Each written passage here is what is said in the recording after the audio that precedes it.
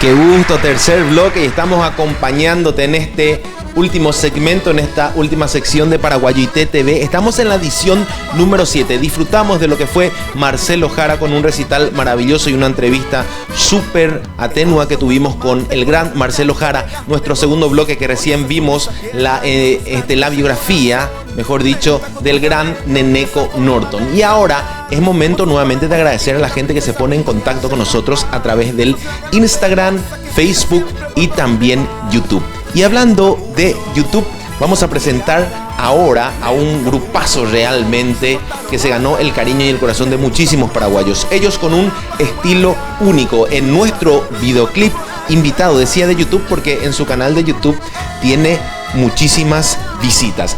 Pura Hey Soul con Swing Guaraní. Y bueno, llegamos hasta aquí. Nos reencontramos en una próxima edición.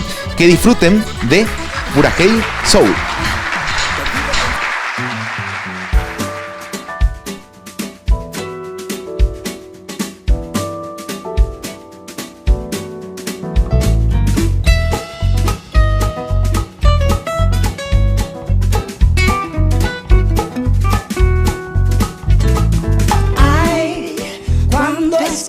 Este gypsy swing, cuando escucho este rock pesado, psicodélico, blues raro, siento que algo va a vibrar, siento que el corazón va para que no da más,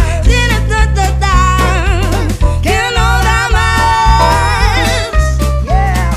Hay un lugar donde puedo llegar, donde siempre quisiera cantar acompañada del compás de este jazz, escatín, pop y gypsy guaraní. Swing guaraní, swing guaraní, swing guaraní. Presiento que estoy cayendo,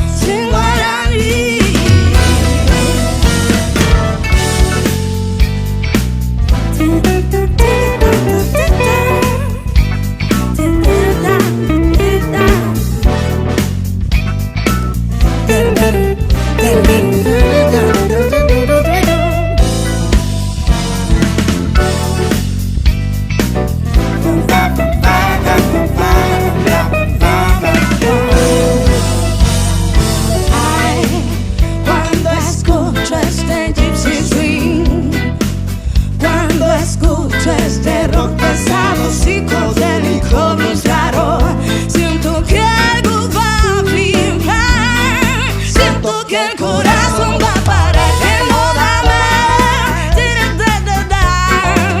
que no da más.